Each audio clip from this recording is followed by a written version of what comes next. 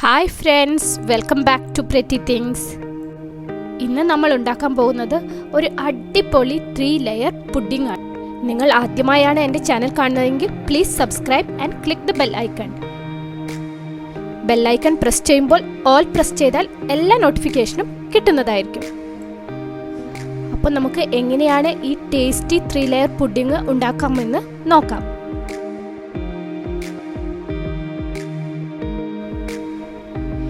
ഈ പുഡിങ്ങിൻ്റെ base layer ബിസ്ക്കറ്റും നട്ട്സും ചേർന്നതാണ്. അപ്പോൾ ഞാനിവിടെ മാരി ആരോറൂട്ട് ബിസ്ക്കറ്റാണ് എടുത്തിരിക്കുന്നത്. ഇനി അതിനൊപ്പം കുറച്ച് വാൽനട്ട്, ഒരു 10 വാൽനട്ട് ഉണ്ടാവും ഇത്. അതുപോലെ തന്നെ ബദാം. അപ്പോൾ ഒരു ബദാമും ഒരു 1/4 കപ്പ്, ഒരു 15 ബദാം. പിന്നെ ഞാൻ എടുത്തിരിക്കുന്നത് ചിയ സീഡാണ്. ഇത് നമ്മുടെ സെക്കൻഡ് ലെയറിന് വേണ്ടിയാണ്. ചിയ സീഡ് കാണുമ്പോൾ കുഞ്ഞാണെങ്കിലും ഒമേഗ 3യുടെ കണ്ടൻറ്റ് നല്ല പോലെയുള്ള സീഡാണ്. പിന്നെ ഷുഗർ ആവശ്യത്തിന്. പിന്നെ ഞാനിവിടെ കോക്കനട്ട് മിൽക്ക് എടുത്തിട്ടുണ്ട്. അപ്പോൾ സെക്കൻഡ് ലെയർ സെറ്റ് ചെയ്യുന്നതിന് വേണ്ടിയിട്ട് ഞാൻ കുറച്ച് ജെലാറ്റിനും യൂസ് ചെയ്യുന്നുണ്ട്. അപ്പം നിങ്ങൾക്ക് ഇതിന് പകരം ചൈന ഗ്രാസ് വേണമെങ്കിലും യൂസ് ചെയ്യാം.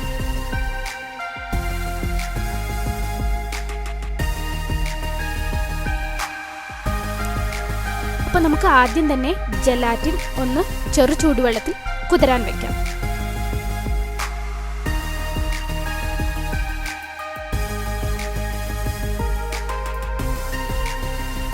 അപ്പം നമുക്കിത് കുറച്ച് നേരം കുതിരാൻ വെക്കാം. അപ്പം നമുക്ക് സെക്കൻഡ് ലെയർ ആ സമയം കൊണ്ട് സെറ്റ് ചെയ്യാം. അപ്പോൾ സെക്കൻഡ് ലെയറിൽ നമ്മുടെ ഇൻഗ്രീഡിയൻസ് കോക്കനട്ട് മിൽക്കും ചിയ സീഡുമാണ്. അപ്പോൾ ഞാനിവിടെ ഒരു 1/4 കപ്പ് കോക്കനട്ട് മിൽക്ക് എടുത്തിട്ടുണ്ട്. അതിലേക്ക് 2 സ്പൂൺ ചിയ സീഡ് ഇട്ട് കൊടുക്കുകയാണ്. ചിയ സീഡ് കുറച്ച് നേരം കഴിയുമ്പോൾ സ്വല്ലനായി ഒന്ന് വീർത്ത് കിട്ടും. അപ്പോൾ ഇതിൻ്റെ കൂടെ ഞാൻ വാനില പൗഡർ കൂടി ചേർക്കുന്നുണ്ട്.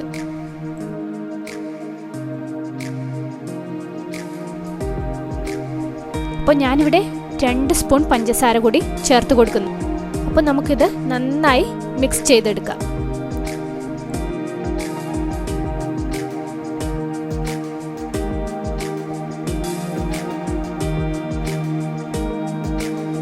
നമുക്ക് ഇനി ഒരു സൈഡിലോട്ട് മാറ്റി വയ്ക്കാം. ആ സമയം കൊണ്ട് നമുക്ക് ഫസ്റ്റ് ലെയർ റെഡിയാക്കാം.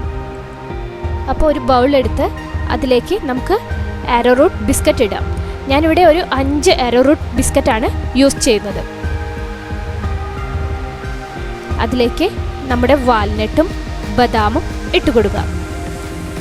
ഇനി നമുക്ക് കുറച്ച് പഞ്ചസാര ചേർത്ത് കൊടുക്കാം.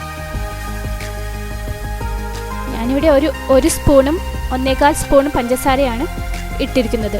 നിങ്ങൾക്ക് നിങ്ങളുടെ മധുരം അനുസരിച്ച് കൂട്ടുകയോ കുറയ്ക്കുകയോ ചെയ്യാം.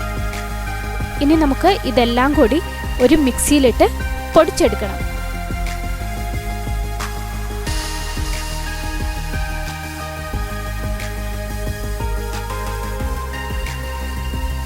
അപ്പോൾ ഇവിടെ നന്നായി പൊടിച്ചെടുത്തിട്ടുണ്ട്. പൊടിയായി കഴിഞ്ഞതിന് ശേഷം ഒന്നുകൂടി അടിച്ചാലാണ് നമുക്ക് ഈ കൺസിസ്റ്റൻസിയിൽ കിട്ടുക.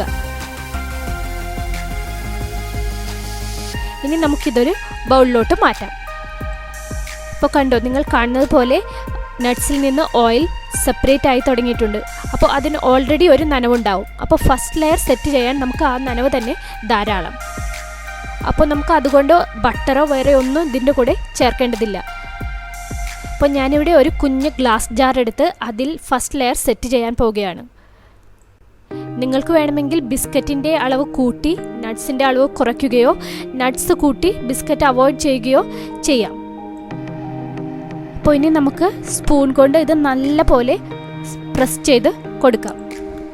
ഒന്നിലധികം പേർക്ക് സെർവ് ചെയ്യാനാണെങ്കിൽ കുറച്ചുകൂടി പരന്ന പാത്രത്തിൽ സെറ്റ് ചെയ്യുന്നതായിരിക്കും നല്ലത്.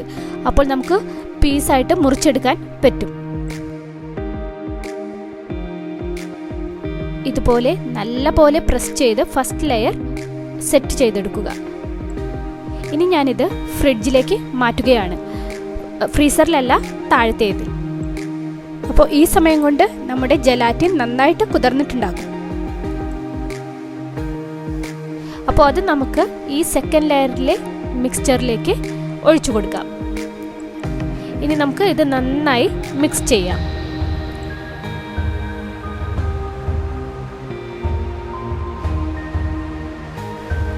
അപ്പോൾ ഞാൻ ഈ സെക്കൻഡ് ലെയർ കൂടി ഫ്രിഡ്ജിലേക്ക് മാറ്റുകയാണ്. അപ്പോൾ നമ്മുടെ ഫസ്റ്റ് ലെയർ സെറ്റ് ചെയ്ത് വെച്ചിട്ട് 1 മണിക്കൂറായി. ഞാൻ അതിൻ്റെ മേലെ നമ്മുടെ സെക്കൻഡ് ലെയർ ഇട്ട് കൊടുക്കുകയാണ്. അപ്പോൾ നിങ്ങൾക്ക് കാണാം നമ്മുടെ സെക്കൻഡ് ലെയർ ഒരു ഹാഫ് സെറ്റായി കഴിഞ്ഞിട്ടുണ്ട്. അത് നമുക്ക് ഫസ്റ്റ് ലെയറിൻ്റെ മേലെ ഇട്ട് കൊടുക്കാം.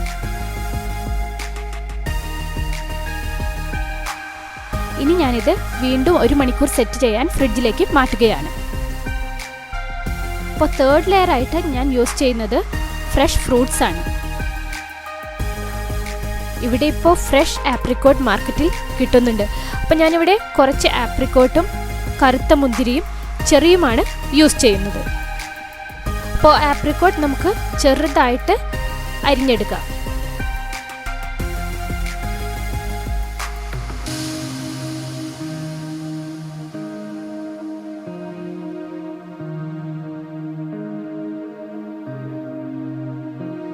മുന്തിരിയും ഞാൻ 2ആയി പൊളിച്ചിടുന്നുണ്ട്.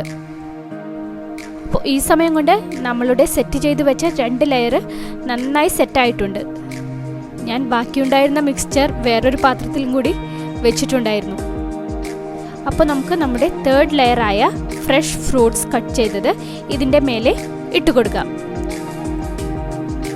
അപ്പോൾ ഈ ഫ്രൂട്ട് ലെയർ നിങ്ങൾക്ക് മാർക്കറ്റിൽ ലഭ്യമായ ഏത് ഫ്രൂട്ട്സ് വെച്ചും ട്രൈ ചെയ്യാം. ബനാനയും ആപ്പിളും മാംഗോയും ഏതാണ് നമുക്ക് വീട്ടിലുള്ളതെന്ന് വെച്ചാൽ അത് യൂസ് ചെയ്ത് നമുക്ക് തേർഡ് ലെയർ റെഡിയാക്കാം.